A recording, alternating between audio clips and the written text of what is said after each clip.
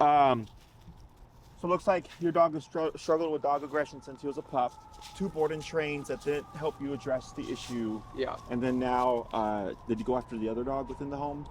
Yeah, Okay. exactly. Yeah, the board and trade that we had done previously were, I'd say that the primary reason it didn't work is they weren't great in the first place, but also George, they they had a hard time getting him to react and like bring out the issue, Oh, okay. and it led to the lack of any sort of progress. Sure. But yeah, I mean I can give you the full scope of this. Yeah, give me a rundown. When did you get him? 3 years ago. And he was how old? He was 8 weeks. Okay, so 2 months. Yeah. And at 2 months, he already displayed the issue. No. I mean, he's always been like a rough player. Okay. But we did parks and everything through, probably 6 or 7 months of having him. He had a surgery early on, so there's a little bit of a break in there. Okay. But for probably the first 8 months, he was totally fine. Surgery was it a neuter? No, he had his stomach. He had a something blocking. Oh, I see. Blockage. Sure. Yeah, a blockage in his stomach from a toy that he swallowed. Okay. But he was neutered before we got him at 8 weeks. Okay, sure. Because I adopted him. And then he just started to display a little bit of it at the park to the point where I could basically stop taking him to parks. Mm-hmm. But my girlfriend's dog, when she got him separately, was also, I think he was 10 weeks. They played, they've never had an issue, and to the point where he's been protective, if anything, of our other dog. Okay. Totally fine at daycare, but he would steal toys from our other dog's mouth, and mm-hmm. he doesn't he's possessive over sticks. Like if the other dog would want it, he'll turn his back to it. To keep the toy or keep the Correct. stick. Never any sort of issues with humans, or protected over humans. It was always toys and sticks. So when we'd send him to daycare, he'd have no issues. He'd go, he'd play with other dogs. He was totally fine. It was good socializing. Up until recently, we've been able to do that totally comfortably. Okay. Because there's no humans to really protect, and there's no toys allowed. Nothing to be possessive of. Okay. And then we had an incident recently at daycare where apparently he was being protective over our other dog. Okay. In the playgroup? In the playgroup. Okay. To the point where they had to separate the 2 dogs and everything else was fine. Okay. We had one issue in our home, the first time we've noticed any sort of protection over people, as we had a visitor staying in our house for about a week. Okay. And he snapped at our other dog, okay. but didn't escalate to anything. Okay. And then Halloween, so I guess 2.5 weeks ago. Sit. Hey. Sit. I know. 2.5 weeks ago, he wanted to. He was getting pet by one of our friends who was basically petting him like this. Yeah. And our other dog came up and he snapped at him. Sure. And nicked his lip and then scratched his side. Okay. So it wasn't just like a nip correction, he pursued a little bit, it sounds like. Yeah, it was more than he had done ever. Okay. And then the night that we had reached out, I guess 2 days ago now, I was holding him on my lap, and I don't know if you could feel my nervous energy or what it was, but he pounced at the other dog, and I had to, open his mouth to separate the 2. Yeah. Okay. And the other dog was he had only a little scratch. I don't think he had him all that hard, but hard enough. I mean, I had to separate him. The other dog screamed and What breed is your other dog? He's a pit bull mix also. Okay. So are they around the equal size? George is bigger. I mean, George is 75. The other dog's 75. All right. But we don't want to feel this way in the house. They love each other. They're back to playing and they lick and kiss and they do, they wrestle and do the whole thing. But I'm not cuddling him on the couch because if Oscar comes up or the other dog comes up, I don't want. Sure. And he he wants to play with other dogs, but I don't trust him. Okay. At all. When did the training happen?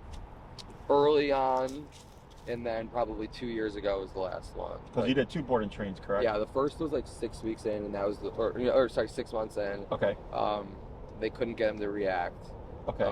And the next was probably 2 years ago. Okay. So we haven't done it since because we don't take him to parks unless there's no one else there. Okay. And we have never had an issue at daycare until the one like I wouldn't even call it it was like a very minor incident. It was a boarding for the whole weekend, and they didn't even tell us about it until we picked them up on Sunday. Okay. So I think, yeah. So that's kind of the whole scope. Okay. So let me make sure I got my timeline right. You get this guy at 2 months. He gets the surgery at about 7-8 months in. No, I got the surgery sooner. He got the surgery like at a month in. Oh, a month in. He was. Oh, Jesus. Okay. Yeah. So 3 months, you have to have probably remove some of his intestine, or No, just they opened him up a little blockage. They removed it, and he was fine. Okay. I only bring it up because like I don't know if like something like that can. No, it's good to know. I'm just trying to put piece together. Dog's, like mental. Potentially. Yeah. But usually when they do, they're kind of like right after the other. So for example, I've had cases where the dog is social. Yeah. They get attacked by an off-leash dog, and the next day, dog reactive. Like it's pretty sequential. Yeah, I mean he's like I said, like he's always been a really rough. Stop, George. Sit close. He's always played really rough, but like it's been just like dog rough housing. Sure. Not been anything that I've ever been. No, it's been like all right, take a break. Like it's too much, but like it's never gotten like in attack mode. They're just loud. Yeah, I gotcha. Like you can see, like he's a good listener. Like he's a good dog. It's just with the training, what methods did they use? the first time they tried, they didn't want to put any other dog at risk to try to get him to react. So they were using our other dog to try to get him to react. And but were they using positive reinforcement or a prong collar, or what was the method? The prong collar was for walking. Okay. And now we kind of just use it for everything. But from the first trainer? The first trainer. Okay. So he's had the prong collar walking since he's been a puppy. Sure. If we could get him to walk without it, I would be thrilled. But like, there's more important items here. Okay.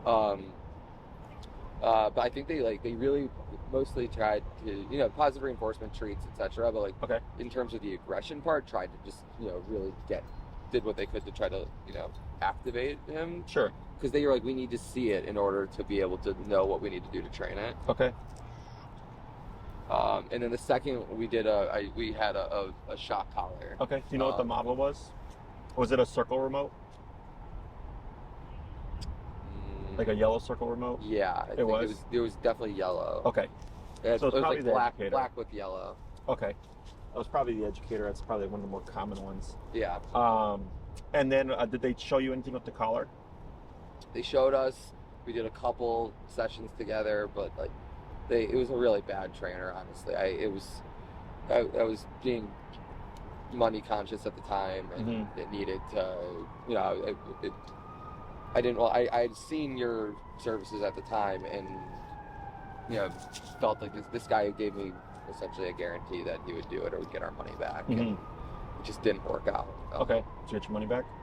Some of it. Oh, better than most. Yeah. Some people get zero. Yeah. It was like, we'll continue to train him until, we'll keep doing sessions until, instead of giving me money, I was like, listen, I don't want to do sessions with you anymore. Like, this isn't working. Were they trying to also provoke the behavior? Yeah, I think it worked a little more. They had other dogs in the house that he was staying in. It was in someone's family's home, essentially. Okay. Away from you or with you? Away from me. Okay. Yeah. So if a dog came and approached you right now, would you be concerned that your dog is going to react? I would not let the dog approach us. Okay. Yeah. Have you ever had a dog approach you? Not to the point where I had to be like, not friendly. Okay. Yeah. So he does okay. He's done okay at daycare until that incident. Yes. And he's done okay in the home with the other dog until you said like a month ago, someone like all of them was close proximity. The last two incidents the last 3 weeks. Okay. When we walk, like he walks fine. Like there's other dogs, he'll usually pass by. Sometimes like he'll like start to get a little anxious, and I'll just put him on the outside of me instead of the inside of the dogs on my left. Okay. sees a dog in the window and like will start to bark at the dog. Okay. So like reactive to dogs in that way. Okay. But on the like outside, like, are you worried about him lunging and barking at a dog? Not if I'm holding him like As long that. as there's plenty of proximity. Yeah. Like if you step on the side of the sidewalk and the person passes, there's no problem. I'd say leave it. Okay. And then like if something happened, I'd just pull back on him. Okay. And what would need to happen for you to pull back on him? Will you just like move forward, or does he start barking? If he's starting to look like he's gonna engage, I'm gonna pull back. Okay. On him. But he doesn't. I mean, for me, he does it. He's probably he's got different protections for my girlfriend probably. And, Okay. like, she's less comfortable with him. Is he more reactive with your girlfriend? She would say he is. I don't know. Okay. I think I just have maybe I'm bigger and have better control of him. Okay. But yeah, I mean he's definitely got I would say it's like possessive protection, territorial issues more as much as anything else. Sure. So I'm trying to get a gauge on what I'm hearing some stuff, but typically what's more common for me to hear, I'm not really picking up on. So I'm going to explain everything to you with what I know from what you've given me. Yeah. The only thing would be with the board and trains. Did you choose the board and trains, or why wouldn't you do like in-person type stuff? Board and train, we chose that. Okay. It was like, we were hoping then, and I'm hoping now, like that would be a great option for us. If we're traveling and it makes sense if you think it makes sense strategically, it's something that we're extremely open to. Okay. We're gonna board him anyways for holidays or trying to travel the birds after. one stone. Yeah, exactly. I would say like that was the first time that was our strategy. The second time, I think like part of it, I don't think there's a quick fix here, but like a lot of training in one time, I think is part of the benefit. We see that as part of the benefit of a board and train. Mm-hmm. Like you're getting like a 2-week, 3, whatever it is, like intensive focus, and like I think that's part of what is appealing about a board and train. Mm-hmm. But we want to. Still loves to eat 6. We want to make sure that this takes this time. Okay. Yeah. You see here. I would love to take him to parks if possible, but I certainly want to make sure he's comfortable in the home. That he's not reacting in the home. Sure. What are your goals? What are your things that you want to pull from the training? Like obviously the in-home stuff. Yeah. The other dog. Want to go to the park. Yeah. I mean, I think just like basic just like listening, like. If there is another dog, I would love for him to be able to be off leash and come to me right away. Mm-hmm. If I felt that there was any sort of, and he's a decent listener, but like there's distractions like this, you never know. Sure. And I would love to be able to take him to the parks and let him. He loves to run around, but we don't get to do it as much because I don't trust him there. When's the last time he's been to a park? It hasn't been that long since he's been to a park. Okay. It's with other dogs. Yeah, with other dogs. It's been over a year. Okay. Yeah. So up until a year ago, he was going to like doggish parks Not type really. of thing. I mean, probably even more like a year and a half, 2 Okay. years. Yeah. Okay. All right. So in your particular case, a board and train does not make sense. Okay. Okay. Do you know why? I mean, the possessive over the Correct. individual. Yeah. So when I hear someone say my dog's essentially a resource guarder over you, Yeah. right? We're not going to be able to correct that because you're the stimuli. You're what he's protecting. Yeah. It is interesting because like the stimuli, like we weren't the stimuli Until recently. I mean, Yeah. I think it's an over like because it's with toys and sticks too. Like I don't, I would like him to be a better sharer of those things. Hi, could you call your dog, please?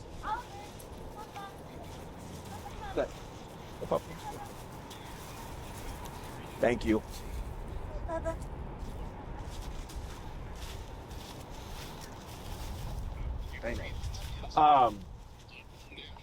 So like resource guarding with sticks and balls and stuff, yes, can be worked on. But when the dog is possessing the owner, in your case, like the other dog, that's where things get more complicated. Yeah. Okay. Right. Well, I mean, so those are, I would say, both are goals of ours. Sure. And I'm not saying that I'm not pushing for any sort of specific training. I just wanted to be clear on it. Yeah. I gotcha. So I'm just being transparent with you, because I don't want to bullshit you and then, you know, take your money and then go, hey, sorry, we didn't see it. Like, that's so board and trains, the pro is we get a lot done in a short period of time. Yeah. The con is we can't guarantee that we can create the behavior. Typically when it's human related or like ties to like an internal thing, like with another dog and stuff, I'll tell the owners you don't want to do this with the board and train. We need to do in-person training, otherwise we're most likely not going to see the behavior. Yeah. Other things like dog reactivity, lunging and barking type stuff, resource guarding with like toys and bones we can work on. We don't need to see the problem to actually address it. Yeah. Then I'll tell people, yeah, you have it as an option. But whenever it comes to behavior cases, I always recommend to my clients, you want to do it yourself because you are the biggest part of the training, okay? Your education, your understanding, your ability to read a situation and prevent it from happening, like all that is a skill set. So I already know how to do this stuff. So the boarding training, if I don't see anything, well, again, we can't address it, right? But I already know how to do this. So for me, it's not a problem. For you, it's a problem because we have these newer internal issues, right? With like the resource guarding of you, that you need to understand that so that you can better address it in the future. Does that make sense? No, I certainly get it. And like I said before, like that was part of the issue, like with the first two boarding trains, like, or at least the first one, like they couldn't bring out the behavior. Yeah. I also, you know, I don't need a quick fix, but like, you know, I want to feel safe. I want the other dog to feel safe in the home, and I want, you know, like it's something I want to do aggressively and like address it pretty immediately. Okay. Like to me, a combination of the two is what makes the most sense. Like, because like I do really like I want to stress like the sticks and the toys. Like I'm as concerned about like him like pouncing over a toy that's in my other dog's mouth as I am with him like protecting me or like addressing that behavior. Like both are equally likely. I gotcha. In my mind. It's a lot of. I mean, like if the consultation is this much money, I'm sure the training is expensive. So like I really want to make sure we're getting it right and getting the most out of this. For sure, yeah. And I'm on the same page as you. Yeah, I know that. So one thing, so there's going to be limitations. So one thing is we can't make or really teach the concept of sharing. Yeah. Okay. Right. Some dogs can, some dogs can't. Typically with resource guarders, they can't. Okay. Resource guarding is a instinctual behavior. It's technically healthy. If this guy were to be in the wild and another dog were to try to take his food, like he'd have to protect it, right? But obviously it's not necessary in a home setting, but he doesn't understand that. He's just thinking like, this is mine and I'm willing to fight for it, right? So what we can do is teach him to surrender things on command, and also to set boundaries. So like for instance, if you drop a bone on the ground, a lot of dogs will just run for it. Yeah. Right. If we have a resource guarder, I tell people you want to correct that behavior, because if your dog runs for the bone and another dog that runs for the bone, we're gonna have a dog fight there. Yeah. Right. So stuff like that we do to help avoid and or prevent future issues of there being a dog fight in the future. So like when you mentioned, oh, I don't want him to go to my other dog and take a toy from his mouth and then potentially start something there, right? Like that stuff for sure we want to address. Yeah. But at the same time, it's also you being proactive about not creating or putting him in those kind of situations. Yeah. It's a balance of both. Right. And we do a pretty decent job of it. Like, yeah. But accidents happen. We get, we slip up, we forget. Right. But that's where like, so for instance, if I teach him when I drop something on the ground, it has nothing to do with you. In the cases where you forget or slip up, that's where that training kind of kicks in, because he's like, okay, that doesn't belong to me, I'm going to leave it alone. Yeah. But ideally, we're not going, oh, I taught my dog to not do that, so he never will, because even he will make mistakes, and then that's how situations happen. Right. Okay. Him guarding you now, unfortunately, it's another thing with like, without you, but we also can't make him like another dog approaching the space when he's with you. Yeah. Okay. That's just like, for example, for you as a human, no one, if there's something you don't like, no one can make you like that thing. That's something that you decide, right? So like 10, 12 years ago, I didn't like sushi. Then a buddy of mine introduced me to sushi for the first time, and I was like, hey, I actually like this, and now I love sushi. I eat all types of sushi, right? But I experienced it, I decided I liked it, and then I continued to enjoy it on my own. Dogs don't do that. Okay, so if he's with you, sitting on your lap or next to your or next to your legs or by your feet, and the other dog approaches, we can't make him like that situation. Does that make sense? Yeah. So that's where things like just understanding, like, all right, this is a limitation. I have to be proactive about, preventing my dog from coming over or getting him to get out of my space type of stuff. George, leave it. Because that's where humans tend to struggle. Yeah. But that's not my skill set as a trainer. I could make it happen, but most people don't have the capacity to constantly reinforce or remember, like, these are the things I have to do so that nothing does happen. Because there's a lot of liability there, right? Yeah. If the other dog comes in close to into your space and there's a dog fight and it happens to be a really bad dog fight, now we got vet bills, right? Now we got to make it, like, now you're not thinking, like, do I have to make a decision about my dog? Like, all that kind of stuff. So usually I'm a blend of proactive, like, we're going to correct things, make sure that he doesn't make these decisions and stuff like that, but at the same time also being cautious about what situations that we're creating within the home. The hardest is always when it's internal, okay? If your issue is like this kind of stuff, like leash reactivity or whatever, I go, that's easy peasy, that's not a problem, because I don't care that he likes that dog. Right. I just care that he's not blowing up and lunging at that dog. Yeah. Does that make sense? Right. And he's perfectly fine here, yeah. right? So I was trying to gauge, like, what is the issue here? And it sounds like resource guarding of you and the other dog, pending the context, right? And then, resource guarding around objects as well, which that's easy because it's objects. Obedience stuff, also easy, not a problem, because that's just a skill set. It's really just the internal issues and understanding how dogs work so that ideally we don't create those problems. Yeah, I mean, I get it. I do. And, like, you can't teach, there's certain things you can teach and you can't teach. And, like, correct. That's just the limitation. There's only so much you can do, and I get that. I also, like, like, we live in a house, and, mm-hmm. like, we're, like, the dogs are gonna be on the couch with us, mm-hmm. and, like, I can only do, there's only so much, like, separating and, like, being on edge and, like, constantly watching that we can mm-hmm. be doing, like, it's important to me that, like, I mean, I'd like to be able to take a step, in the positive direction, mm-hmm. beyond just, like, we know that this is part of who he is as a dog, and, like, there isn't anything we can do about it. That it's all on, like, you being observant, and creating the right situations. Because, like, I can be increasingly observant and, like, make sure that we're only putting him in the right situations. That's certainly, like, now that we've, like, seen this become an issue in the home, like, I think it's important that we take even more of that we focus even harder on it. But, like, I'd like to be able to send him to daycare still, mm-hmm. and, like, that, I don't want to just, like, is your answer, like, that's just not a good idea? For daycare, depends on the daycare. I mean, the daycare we've been sending him to, there's never been an issue until... If you send him out, say send him without the other dog, or tell him, like, hey, can you just not group them together? So what's your recommendation that, like in the in-person training, like, what do you see as, like, what we're able to accomplish?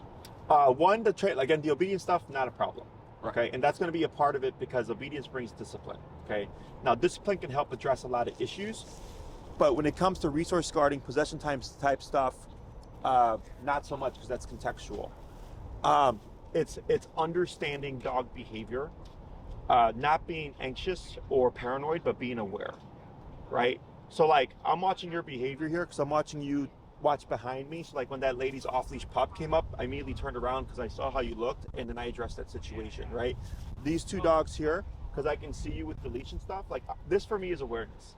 I see this and I go, okay, I know to address these things because he's concerned right now. Does that make sense? So for you, I teach you the same thing. Understanding so for example, I've had dogs that are antisocial. I help the owner socialize the dogs.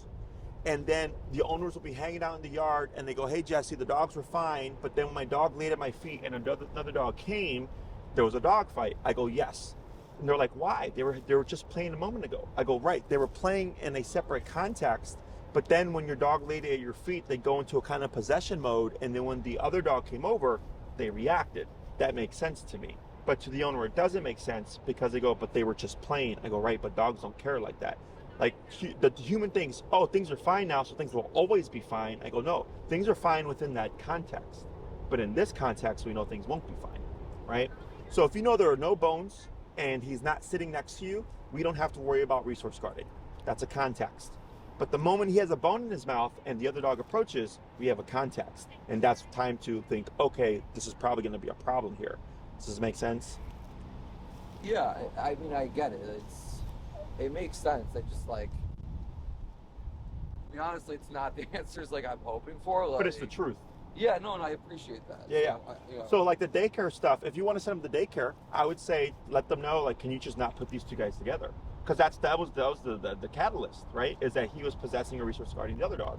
So remove the other dog. Technically speaking, unless he possesses the handler that's in the group, there shouldn't be an issue. Yeah. So, okay, so in terms of like in-person trainings, like, think like, what would you recommend in terms of cadence and then like length of you know, how many sessions we'd actually need, and then you know, like what type of cost is associated with okay. that. Yeah. So at the in-person, it's once a week for an hour, okay, depending on the length of the program that you go with and what your goals are. Yeah. Okay. The behavior stuff is obviously very important. So the first two classes have to be on heel, which is leash walking, that addresses leash pulling, stuff like that. If there's leash reactivity, it also solves that problem as well. The reason why that has to happen is because it teaches them how the collar turns on and how it turns off. Now, I know he's had previous training with the e-collar. I don't know how that trainer trains. I don't know how he layers in the e-collar, okay? Every trainer trains differently. The healing exercise also teaches you how I use the e-collar, so you start to understand it and how it's applied, okay? We can start jumping into the behavior stuff as early as the third class, okay? By that point, your dog should have a good understanding what the collar is. By that point, you should also have a good understanding how the collar works, okay? So that's where we can switch to like in-person, in the home type training as long as we're within the city of Chicago, okay? And we can start, well, actually what I would probably do is resource guarding first with objects to layer that foundation before we do resource guarding with the dog and you in the home, okay? So that this way, when we work with resource guarding, we don't have to see the problem to work on it, okay? This is a very common thing that people think. They think, oh, the dog, I have to make my dog pissed off about the bone before I can start using the collar. I go, no. What we're teaching the dog is how to disengage. When you have an object, if I press this button or if I tell you this thing, release the object, leave it alone, it's not yours anymore, okay? That's always the first thing that we want to teach. So then, if you then become the object, right, and the other dog is approaching and I see tension from him, I can correct that to deter him from the behavior, okay? But remember, the difference here is if that dog comes in and then stays here, he's going to be in a constant state of potential stress or discomfort because he's going, I don't like the fact that you're here, okay? And that's the thing that we cannot guarantee we can change. The resource guarding stuff with objects, I'm not worried about. That's very easy. The behaviors, not the behavior, the obedience stuff, recall, depends on how much obedience you need from him, what commands you need your dog to be able to perform. That would determine the length of time that I'd recommend, but at least heel is 2 classes, okay? Obedience wise, is there anything that you need or want your dog to be able to do? From an obedience standpoint, I mean, like, in terms of how the dogs walk together, like, I think that, you know, they're perfect walkers alone, and then we put them, when we're walking together, they you know, everything kind of goes out the window. But okay. I mean, you know, long distance coming to me, if we're gonna trust them off leash, then like, hey, enough, George, no more. You know, he's an obedient dog. I mean, he listens. He's pretty good, but it's really the aggressive stuff. Sure. It's like, you know, I appreciate the honesty. I want, you know, if I'm going to spend thousands of dollars on this, I like. But there's limitations. I understand the limitations. Yeah. I'm not trying to be difficult. I'm just trying to vocalize, you know, what we're here for, and that's like. Yeah, but I'm telling you certain stuff that I can't make happen. Right. But, and I don't think any trainer can. No, and I get that, but in the house, like. Yeah. No, we could work on the stuff, 100%. But like, I can't just like I'm not just gonna be able to like separate the dogs 24, you know, in the house, or like, you know, the dogs live together. You have to be, yes, you have to be more in control. This is not the first time I've seen this. Yeah. Okay. Now, I will tell you, I've had cases where the dogs go after each other. It's bad. right? The owners separate them. The dogs can't even see each other, or they'll try to kill each other. The owners do the training, and the most common thing that I see is that owners become complacent, and then because they became complacent, they become more lenient, and because they become more lenient, we get another dog fight. Yeah, I mean, it's one-sided is the thing. Like, it's the other dog isn't aggressive towards, isn't an ounce of aggression in it. Sure, yeah, but what I'm saying is the complacency in the future, at some point it happens, and that's typically where there's a regression, right? It's because, like you're saying yourself, I can't always be like on top of this. I understand that. You're correct, right? It's impossible to just be always watching the dog. Especially when 99% of the time they've been totally fine. Correct. It's like, this is very new and we're trying to nip it in the bud. Correct. And what I'm preventative in the sense of, if I know if this dog is next to me and my other dog approaches that he might guard me now, I remove the situation by telling this dog to leave me alone. So when this dog enters, there should not be a fight, okay? But the issue is, at some point people go, everything's been fine. They ignore that. Yeah. They allow it to happen. And I get it. Yeah. Right. Okay. Okay. So if you don't feel like, I don't think I can keep on it that much or all the time, then I go, then maybe I'm not the trainer for you, right? Because I'm just giving you realistic limitations. I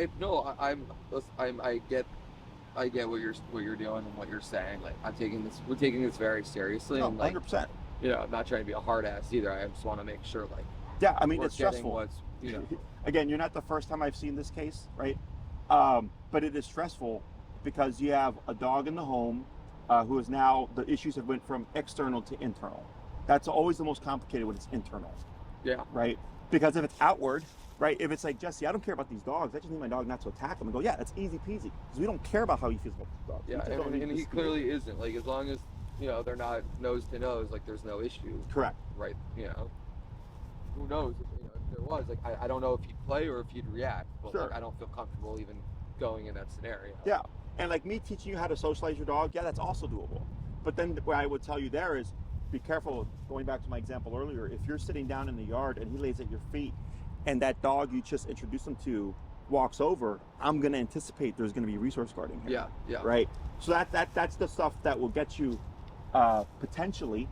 But again, that's why I suggest in person, because I'm educating you. I'm teaching you this I think stuff. the in person makes sense. I mean, like I said, a combo of the two I think makes a lot of sense. Like, if you can teach him the resource part, and then like you can teaching him how we can improve on the resource guarding, while at the same time avoiding any learning, teaching me how I can do a better job on my end, I think is like something that makes a lot of sense. Mm-hmm. If that's just if we do that through one-on-one meetings, like, that's totally fine too. Mm-hmm. I am going to suggest purely in person for you. Okay.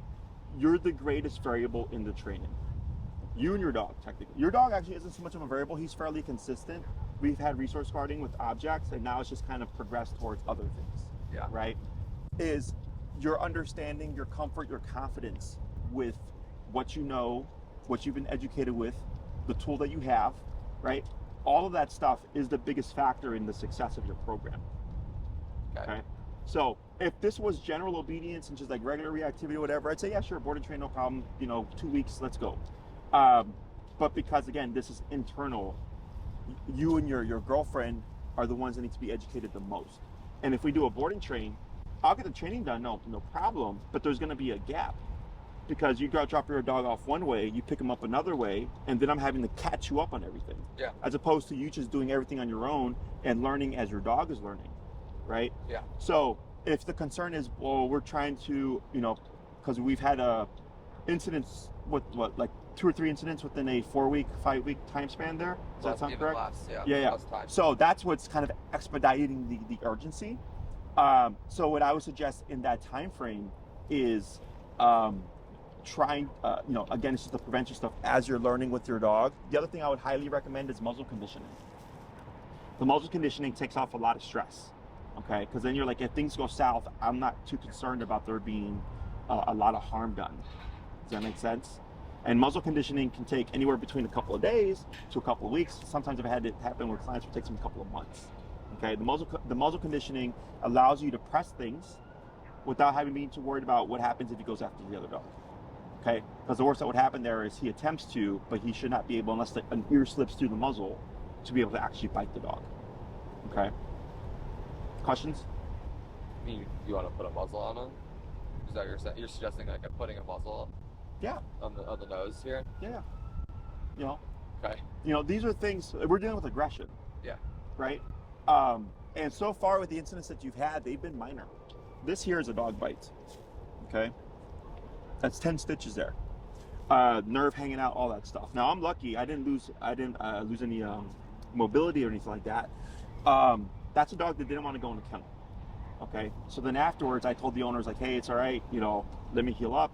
Bring your dog, muzzle condition him, and then we will continue the program. So then we were able to safely work with the dog, and we've had no issues since. This happened like 4 years ago. This happened like November of 2019. Yeah. Okay. So far you've gotten away with minor incidents, but if one day it's a major incident and we're training when this happens, who are you going to look at?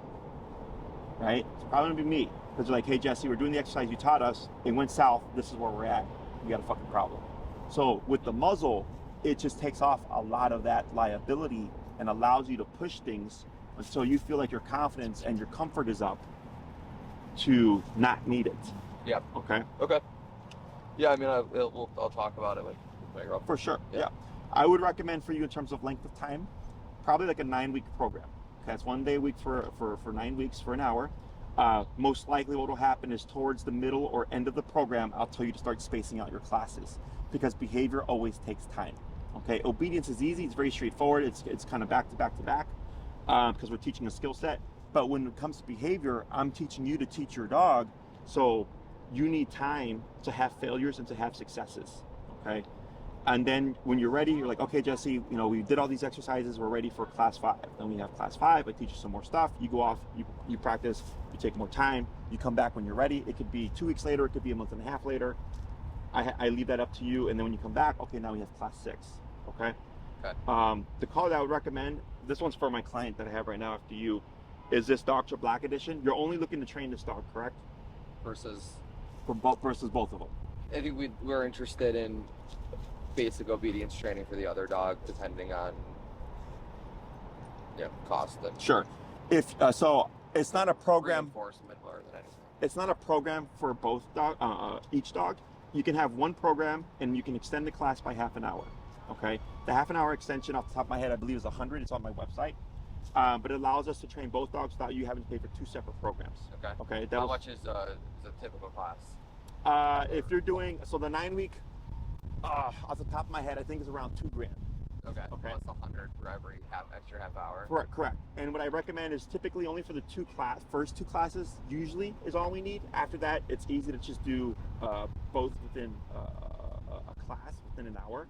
Especially if there's 2 handlers, because then each handler has their own dog, so it's even easier as opposed to one to both. Do you think if the first 2 weeks are basic obedience in general? Correct. They're both going to cover leash walking. So even if he's included in just the first couple of classes, then the other dog drops off when we start focusing more on the behavior stuff. So when we transition the behavior, we won't worry about the other dog. The behavior isn't going to take, in my opinion, 5 classes. Yeah. I'm going to teach you and educate you, and then you rinse and repeat, and then we transition to other stuff like recall, stationary control, which I would also recommend for you. Stationary control is I tell my dog to lay down and don't move. He doesn't move for an extended period of time. So the reason why that's important with cases like this is, remember, we can't make him like the other dog entering your space. Yep. Right? So if I tell this guy, hey, go over there, lay down, don't move for 2 hours, and I can cuddle this dog now, it allows me to have control over him while I do this over here so that we avoid a problem. Yeah. No, I mean, I think it makes a lot of sense. Okay. All right. So it's going to be a combination of obedience control and then, of course, working on the behavior, educating you so you understand. In terms of your collars, you have 2 choices here. Okay. So both dogs will be on the same model collar. Yeah. Okay. This is a 1-dog system. Okay. So each person would have their own remote to each respective dog. Okay. So you have one remote to a collar. She has one remote to a collar. If you would like, there is the ability to create what we call family system, which is 2 remotes that control both dogs. But these have to be purchased a la carte, and then I ship it to Dogtra for you. They have to pair the system as a family system on their own. Okay. Otherwise, you get one remote to 2 collars. So that These are means like $250 for the collar. I mean, this one, this particular model is $340 with tax. Okay. Is that the one you're going to recommend for him? Yes. So if it's just him by himself, it would just be that collar, no problem. If you're wanting the family pet system, I think it runs. We just sold one recently. It was like $600 to $700 for the whole family pet system. That's 2 remotes to both dogs, so both you and your girlfriend have control over both dogs at all times. Okay. If you do 1 remote to 2 dogs, the issue that you may come across is if she has a remote and then you need the remote, now you don't have anything. Yeah. Okay. It's completely up to you. I'm not saying you have to do a family pet system. I'm just saying if that seems like an option that you would like, that is available. Okay. If that's the case, you would tell Tina, hey Tina, I want the family pet system. Please invoice me. You would be invoiced right away because I have to ship the system to Dogtra. It takes them about 2 to 3 weeks to turn around the family pet system. She has a collar system that she already uses for the dog, for her dog. Do you know what that system is? I don't. Yeah. Okay, I'd have to know what the model is because I have to make sure that it's appropriate to the dog. I know the other dog doesn't have any behavior issues, so we can get away with that. You would just, if you walk both dogs, need to have 2 remotes. That would be your own drawback. Yeah. But otherwise, I don't care. This guy, however, will need to be on this particular model. All right. Okay. Okay. In terms of scheduling, and I want to just briefly think about it. Yeah. But... No, take your time. I'm going to be out of town Christmas through New Year's, so just heads up on that. Yeah. We also have the Thanksgiving holiday coming up. Typically, I don't do Wednesdays because I'm at my facility working.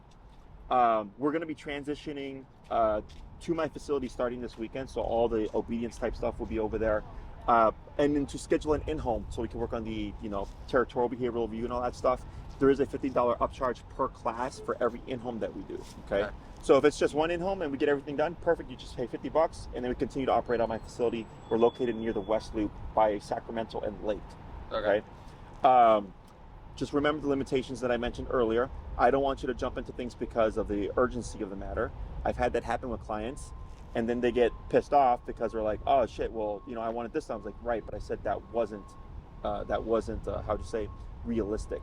I'm being realistic. Okay, very easy for me to give you all the answers that you want and say yes, yes, yes, and then take your money and say screw off later on. I'm not about that. I'm about here's what we can do. Here's the limitations. If you're okay with that, if you're happy with that, awesome. I can help you. If not, I can't help you. Yeah, understood. Okay. All right. Anything else, Zach? No, I'll schedule through your website. You said.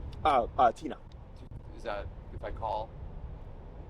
Tina's who I was emailing with? Yes, that's Tina. All right, sounds good. So it's a pleasure meeting you. Yeah. If you forgot to ask anything or have you any other questions, you can email Tina. If they pertain to me, she'll let me know, and then she'll forward you my answer.